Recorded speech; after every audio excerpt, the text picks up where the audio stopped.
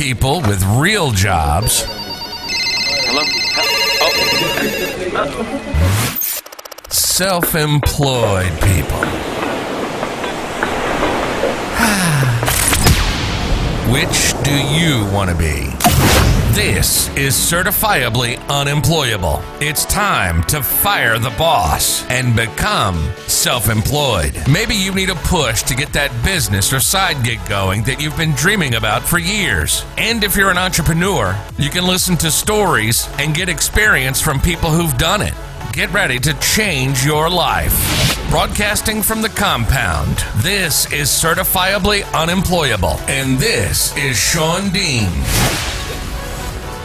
Welcome to Certifiably Unemployable. I am your host, Sean Dean, and once again, thank you for joining us on this week's episode. We're coming to the end of the year, first week of December when this episode is playing, and so one of the things that we tell ourselves all the time as entrepreneurs is we have to recharge ourselves. We have to keep ourselves self-motivated. We always have to be listening to our body, listening to our spirits, listening to our minds. And I know with myself, and I think just being a guy, a lot of it is tough love. A lot of it is just, you have to, that self-talk, that motivation. But today our guest is Padma Gordon. She's a spiritual guide, embodied mindfulness counselor, and author of Being Together, Practical Wisdom for Loving Yourself and Your Partner. Now, she's also a meditation teacher on the Insight Timer app, where she's often featured as one of the staff picks and has over 30 meditations. So what I'm looking forward to, Padma, welcome to Certifiably Unemployable, first off. And what I'm looking forward to is women just have a different way of sharing a message as far as being peaceful, as far as having that spiritual talk with yourself. And so being that you just have this calm presence about yourself, I'm looking forward to this message because, again, coming towards the end of this year, getting ready for 2021, we all need that, not only as human beings, but as entrepreneurs, because if you're self-employed, brand new, you're stressed out because your business is brand new. And if you've been an entrepreneur for many years, coming off of what we're dealing with this year and just in everyday life, we have to be on our toes. So welcome once again to the show. Thank you for joining us. Oh, great. Thank you so much, Sean. I'm really happy to be here. All right. Well, fantastic. So first I wanted you to tell us your story about being an entrepreneur and what you do and how you create your balance for your life. Okay, great. It's a good place to start. So my story of being an entrepreneur is that I have just always marched to the beat of my own drummer. And there was just no way that I could work a quote unquote regular job. And it just didn't fit for me. I like my freedom too much. I like spaciousness, and I like to be my own boss. So that's from a very early age, I started sort of, and as I traveled, I was, importing and exporting and wool hats from Nepal and earrings from Bali and what have you. And then I always just had my own little sort of businesses along the way. And in my life, I've had a dance company, which I was the artistic director of, and I did the whole thing. I mean, that's the thing about my journey and about being self-employed is you just do everything. And then eventually you get to a certain stage and you can outsource some of the things, or people show up to do things. So really, I mean, in my life, I feel like I get the greatest satisfaction from being in my own flow. Being in my own flow with a lot of structure, right. I'll say. It's not just like I'm hanging out and I'm like, as we were talking a little bit earlier, it's like you have a little free time. What do? You're like, you go down your list and see what you can do. But the good news is that in between doing things on your list, or for me, working with clients or doing interviews, I go outside and I put my face in the sun, or I stretch, or I take a few minutes and just breathe. So I just, in my journey as an entrepreneur, I feel like a big part of it is getting to listen to myself, to really be in the deepest integrity with myself, aligned with myself, and doing something I love, something I'm passionate about in the way that works for me. Right. And so I would imagine a lot of these techniques and different things you talk about in your book, which we're going to talk more about that and we will even offer an opportunity for people to get a copy of your book. Is that the reason why you wrote your book, Being Together? Is that the reason why you did that, was to be able to define how you do your everyday life just to share it with people, or what were your thoughts behind that? Well, Being Together is a book about loving yourself and being in a loving relationship with a partner. And so where that book came from was really my experience of struggling in relationship and really being challenged and having many relationships over the course of my life, and then finding a way to get out of it, which I think we do a lot here. The divorce rate in the United States is very high, and there's a lot of pressures and there's a lot of stress, and it can be easier to just say, oh, you're the problem, other person. But we know that really the problem is inside of us, and then we have to just discern whether the other person is adding to it or helping us to actually rise up and be the best version of ourselves. So Being Together came from just wanting to see, how does this work? How is it done? How do you really do a great relationship? We have so few examples in our world. And so I did research into different psychologists, and then I interviewed people who I deemed have great relationships, thriving relationships, evolutionary relationships, because really I feel like what I'm here for and what we're here for as humans is to evolve.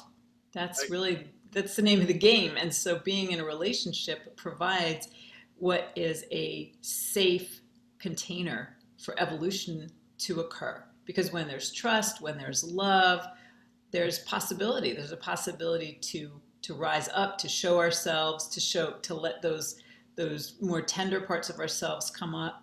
And so the book is 1/3 research and 1/3 interviews, and then 1/3 my own narrative. What have I been through, and how did I get through it? And combined with mindfulness practices and communication practices and practices for really loving yourself, because relationship starts with you and then extends outward. Right. So how would you interpret that into business and being self-employed, as well as being an entrepreneur? Well, I feel like in business or being an entrepreneur, you have to really listen. You have to listen to yourself, find your own rhythm.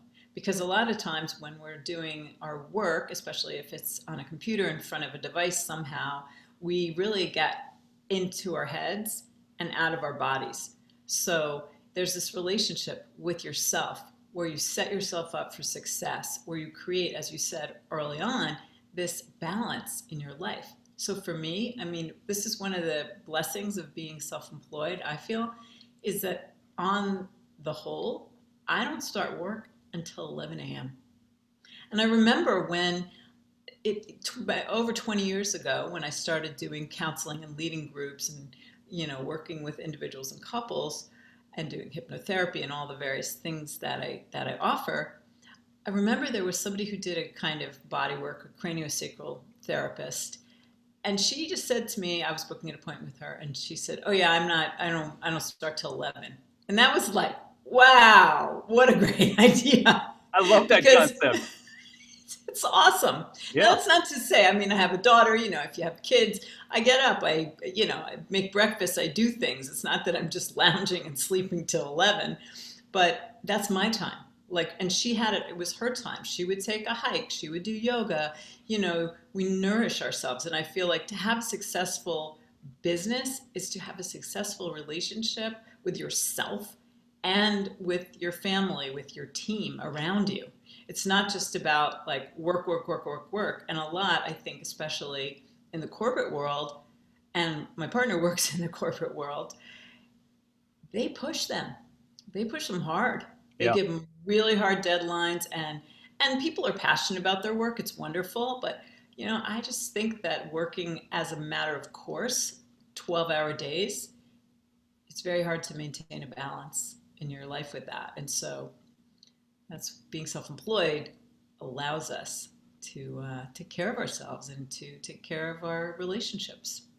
So let's talk about that a little bit more. You had said something that actually had reminded me of one of the notes we had here about being hard on yourself versus being your own cheerleader. Mm-hmm. Let's talk about that a little bit, because I really want to hear your opinion on that, Great. and how somebody, especially brand new as an entrepreneur, how they should deal with that. Because I think if they don't have the right support system as a partner or family, and really they relying 100% on themselves, because maybe they're not good at the communication thing and they just really don't know how to interpret what's going on to other people, they have to at least be able to deal with that internally. Can we talk about that? Yeah, that's a great question. Thank you for bringing that up. Well, I feel like, and it's actually interesting because I still work with this, because right now, I have this new book, and I have a lot of projects on the boards, as we often do as entrepreneurs. Within your certain sphere, you're going to have a lot of different things going on. And so it's easy to get down on yourself and say, oh, I have so much to do. There's so much I haven't gotten to, which is really drags you down, actually. Yeah. And so to be your own cheerleader is to set yourself up for success, especially when you're starting out. Set yourself up and throughout, but definitely at the beginning. And at the beginning, it's like, planting a garden. You're going to put in a lot of work. You're going to dig the ground. You're going to plant the seeds. You're going to, put the tomato stakes in, whatever you're going to do. And you're going to have to invest a lot in your business in the beginning. But how to do that, and how to cheer yourself on and say, great, just turn the soil over. Awesome. And literally, and I mean literally do this. When you achieve a small goal, one step, then you say, awesome, I did it, and let yourself really have those little celebrations, rather than letting the inner critic go wild and say, oh, I have so much to do, and I don't know, I can't get through it all, and I should. Start shoulding on yourself. That's a good place to pause and to say to yourself, you know what, I'm doing well. I'm doing what I can, and celebrating that you're actually taking one step after the other. And what I actually am doing now is I'm putting most of my projects over to the side and just taking the one project that I'm working on, breaking it down into doable steps, and just working on the first step, celebration. Just work on the next step, celebration. Because otherwise, you're going to feel it's going to just suck the life out of you. You're Yep. going to feel depressed, even though you've done 20 things in a day. You're going to feel bummed out that you didn't get to the other 200. So how do you turn that switch off, that little voice in you that's saying, hey, you're not doing this, you're not doing that? How do you forget all that? It's also a good question. Well, one thing is to, first of all, recognize when it's happening, because this is a voice of a parent, a grandparent, a teacher. This is somebody else's voice that's kind of like cracking the whip, most likely. And all the places, and I see this in people that I work with, they get stuck on a task and then they start beating themselves up. So you have to be aware that you're doing it. And to be aware that you're doing it is to recognize there's a certain tone to that voice. There are certain words like you should and why aren't you, and kind of scolding and negative self-talk. So Right. as soon as you're aware of the negative self-talk, which also comes along with some kind of body sensations, you might be furrowing your brow. You might be gritting your teeth. You might be shoulders up against your ears. You might be getting stomachache. Like those kinds of things, you want to say to yourself, oh, this is it. I'm doing it. I don't want to do it. And then you just press the pause button. Get out of your chair, take a walk around the block, or just go outside for a minute, or just shake your body out. Do something that is what is called a break state. Interrupt what you're doing and then say, okay, I'm going to start again. And then eventually you can track it really quickly. And then when it comes in, you could say, I hear you. No, thank you. I hear you. No, thank you. And it will be persistent. You can count on it that this voice is going to keep trying to hook you in. So it just takes practice. Okay. So do you recommend maybe breaking down a task into smaller tasks to get you to that larger task, to make that process easier, or what? In terms of the task itself, or in terms of learning how to kind of not fall prey to your inner critic. Well, I guess, ultimately it's to get the task accomplished. Mm-hmm. However, I think the other part of that is important too, because you have to be able to achieve that task without stressing yourself out, right? Exactly. Yes. I mean, that's because really you might be you might be crossing a lot of things off of your list, but if you're stressed out, your relationships are suffering, you're not sleeping, you're not eating well, you're eating your lunch at your desk. That's a no-no. No lunch at the desk. Um, I definitely recommend breaking things. Find some kind of task software. There are several of them out there that are good. You just have to learn which one's going to work for you. And then really just investing, it's again with the garden analogy, invest up front. Really take your time, set yourself up, and break it down. Break it down into really small steps that you can do. Because when you celebrate and you say, "Yay, I did it," you get a little dopamine hit. You're like, "All right, I'm doing it. I'm in good shape." Yeah. And maybe you go outside and you take your dog for a 5-minute walk or whatever makes you happy. So you had said something about different programs, different softwares that help you do exactly that, break it up. Are there any that you recommend? Because I love resources. I love to be able to share resources. Someone's listening right now, be like, I don't know what to use. So what would you recommend? Right. It's a good question. I mean, the one I'm using is called Asana, and it seems to be, it really depends for you. Like if you're more visual or just how your mind works. And then even within asana, and I'm still finessing it, so it really works super well for me. That's the other thing is it's a process. You're in a process with yourself, building your business, building your life. And it's kind of like, there's like having several plates in the air, with those sticks and you run. You're Right. you're just tending to each area. You're tending to each project. And it's really, really important to recognize your incremental progress. And So how do you spell that asana? ASANA. ASANA. All right.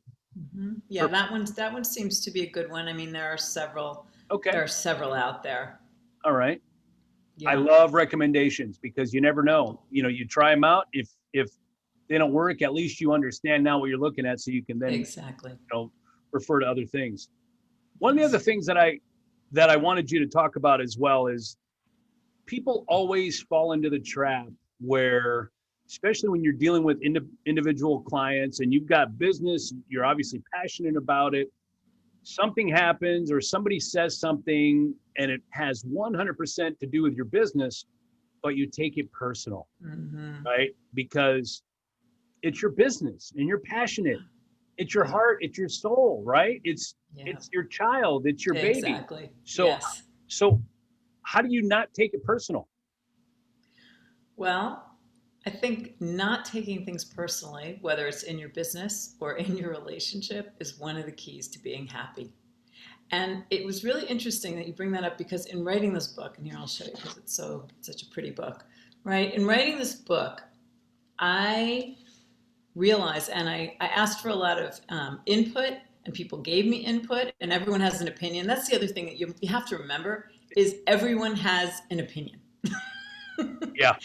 And they will give it to you. Yep. Whether you ask for it or not. Exactly. It's right. Unsolicited opinions are cheap, Yep. and I mean, I get paid for my opinion and I'm really judicious about whether I give it to somebody who's not asking me for it. I mean, just after talking to you for a couple of times, I'm like, I would much rather ask you for an opinion than half the people I know in my circle, because I feel like you're just going to give it a much, much gentler message, My friends would be like, well, you really want to know the truth? And I'll be like, oh boy, I asked for it. But you're right. You're right. Everybody has an opinion. Everybody has an opinion. And so how to give an opinion or give a reflection in a way that is skillful, right? Because somebody might have something great to say that actually is like, a good place where you could improve. But it's all about the timing. Right. So what I was going to say about the book, right? At a certain point, I realized I'm taking it personally. People's opinions, what I should add, what I should take out, how it reads, this, that, the other thing. And I had great editors too. But what I did, and what I really suggest you can do with your business, Because also the more you put yourself out there, the more you're going to get feedback. Lots and lots of feedback. And there's kind of a rule of thumb. 1/3 of the people are going to love you, 1/3 of the people are not going to care, and 1/3 of the people are going to have something not so nice to say. It's just kind of how humans work. But if you take your business, because you are not your business, there's two things. You are not your business, and business is not emotional. That was a super hard one lesson for me. But when I got it, and I was like, okay, this is not about me. This is not emotional. And also, if you're busy getting emotional, upset, flustered, whatever it is, collapsed, then that's going to take your energy. So do you want to put your energy into having a reaction or just to doing the task at hand and taking a breath? I'm saying feel your feelings and then move along. But so if you take your business and you almost like, one day I was talking to somebody and I was looking at my garage door. And I thought, and she was saying to me, you're not your book. And I was like, wow, I'm not my book. That's so great. And I just put my book and all the feedback over there as though it were the garage door. So let everything be projected onto your business that is separate from you. You are separate from your business. I am separate from my book. You are separate from this podcast, So it's like really separating it out. And if you find, as in any relationship, if you're taking things personally, it's your ego. You're in some kind of place where you're getting snagged by your ego. And then it's good to recognize, oh, I'm taking that personally. I'm taking it personally that this person didn't want to buy my service. I'm taking it personally that my partner did this or didn't do that. No, it's not about you. That's the thing. And I mean, we can say it, but it's really true. It's not about you. And the freedom lies in just going, oh, okay, like really do your best to stay in a place of neutrality. And I'm going like, putting my hand down the middle of my body, the middle of my chest, because neutrality is in the center. Find a way to come back to center and find a way, as with the inner critic, to realize, oh, I'm taking it personally. Because as soon as you take something personally, you're probably blaming someone, judging yourself, and then you can realize it and you say, all right, let me stop that. Well, I know that's been hard for me over the years as an entrepreneur because I've always worn my heart on my sleeve. And I've always been very passionate, and I've always wanted to appease somebody else before me. And so when I see that they had a disappointment in what I was doing or gave a critique that I thought might have been disappointing, I'm like, it was always, so that is a tough lesson to learn. And I think that's a very, very difficult thing for people to not only absorb, but then to put to action. So with that being said, are there any tips, any techniques, anything that people can do starting tomorrow, right after they listen to this, that can help them, combat maybe what they're feeling and how to move forward in a positive direction? So important. Well, one of the main things you can do is, as I said with the break state, is just to be aware. First of all, awareness. You need to be aware. Oh, I'm having a reaction. And your reaction might look like blaming, judging, finger pointing, or, oh, I'm bad, like telling yourself, identify the thoughts that go along with that reaction. Because they're probably the same thoughts, and you're just recycling them over and over. They are not fresh. They're not new to you or to anybody, because we all use the same sort of handful of thoughts of trashing ourselves. And so identify the thoughts, identify the feelings, and as soon as you notice it, just pause. And something you can do, which I recommend to many people that I work with, is just set a timer. Set a timer for maybe 3 times a day to go off an alarm, and then take 1 minute and practice interrupting whatever is happening and just pausing and returning to your breath. Keep it really simple. Return to your breath, feel your body in the chair, or if you want to stand up, feel your feet on the ground, and just really, because we live in California and we like to surf, and I've actually recently learning to surf, and it was so great to learn where the waves were small. Because if I go out in 10-foot waves or 15-foot waves, I'm going to get slammed. That is not a good place to learn. So it's the same thing. This is a skill, the skill of pausing. And so you want to really practice when the water is calm. Practice when there's no trigger. Practice when nobody has, said something negative about your work or said something, that felt like an insult if it's in your relational dynamic. So I feel like really practicing the art of pausing and resting into yourself, then you're building up this kind of resource of calm that then you can just return to and say, oh, I'm getting all bent out of shape. I don't want to do that. Let me come back to myself here. Okay. Great advice. I love it. Thanks.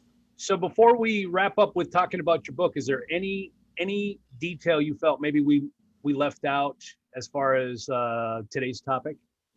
What I would like to say is in terms of being in a relationship and the initial relationship being with yourself, excuse me,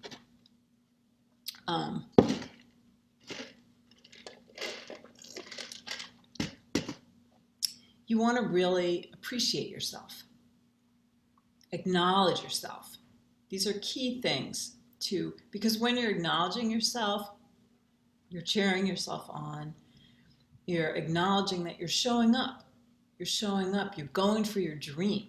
If it's in building your business, you're showing up in your relationship. And so acknowledge yourself, appreciate yourself, make this a practice because encouragement is huge. We all need tons of encouragement. Yeah. In multiple domains.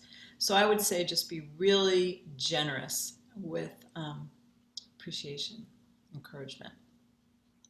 All right. So your book, I know that you had told me before that you were willing to offer 5 downloaded copies of your book to our listeners. So if you're listening to this, you are interested in a copy of Padma's book, Being Together. It's available on Amazon, which I'm gonna put the link, whether you're watching on YouTube or Facebook, or even just in the podcast itself. I'm gonna put the link there so you can buy it because Christmas and the holidays right around the corner. We're shortly there. So this would be a fantastic last minute gift or even an anniversary gift for somebody that maybe they feel that they're, husband and wife, partner, they can use this. Perfect gift for them. But also, I noticed that you have what you call an exploratory session. So can you tell us what that is and how somebody can book something like that with you? Yeah, sure. Well, you can go on my website, which is my name, padmagordon.com, and you can book a session there with me. And it's really just a chance for us to connect, get to know each other, see if we're a match, see if there's something that I can support you with. Right. In your business, in your life, in your relationship, for sure. So it's really just a 30-minute experience where we can check in, because I only really want to work with people for whom I'm a good match as well. It goes both ways, because Right. when you're really in resonance with someone, especially in the context of receiving guidance, then you can go far. But if you're not in resonance, it's tricky. So I want to just work with you if you resonate, if you can relate. And the other thing I would say is if you want to contact me about the book and the free download, put the podcast into your note to me. Contact me through my website and just say, hey, heard you on Certifiably Unemployable, really liked it, want to check out your book. So that's one thing. And another thing is that this book is really, you can use this book to better your business because you're going to have a better relationship with yourself. So it is for couples. And if you're in a couple, I suggest you kind of read it a chapter at a time, like maybe one chapter a week, and talk about it and really look at it and see, how does this apply to us? What can we harvest from here? And if you're not in a relationship, it's planting great seeds, laying great groundwork for, this, I can really show up in a relationship. I can do it. can give you hope. Fantastic. Well, I appreciate it. So you're listening to this. You've got a lot of opportunity to connect with Padma. We've got her website, padmagordon.com. I will put the link right here on the podcast. You can book a free exploratory session with her, 30 minutes, to see if you connect with her, if she connects with you. That is the first step. From there, it's completely up to you. You also have an opportunity to get a free download by messaging her about the book and saying you heard about it on Certifiably Unemployable. So you are just giving the gifts, and we appreciate that today. Thank you so much.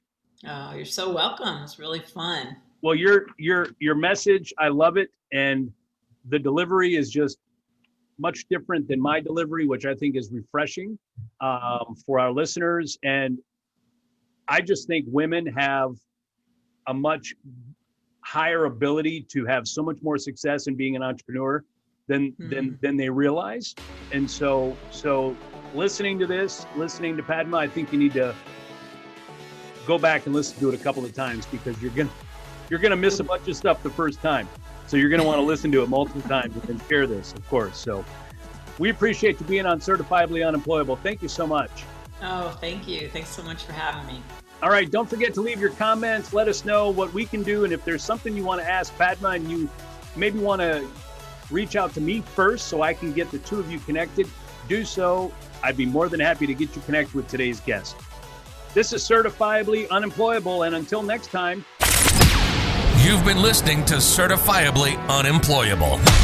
Ready to fire the boss yet? You're on your way. Sean has been self-employed for over 20 years. So if that's something that you want to do, something you've been dreaming about for years, Sean has all the knowledge, good, bad, and indifferent. We hope you've gotten some useful and practical information from this show. And we'll be back soon. But in the meantime, hook up with us on Facebook and Instagram at Certifiably Unemployable. Find us on YouTube and at www.certifiablyunemployable.com. Till next time, this is Certifiably Unemployable, signing off.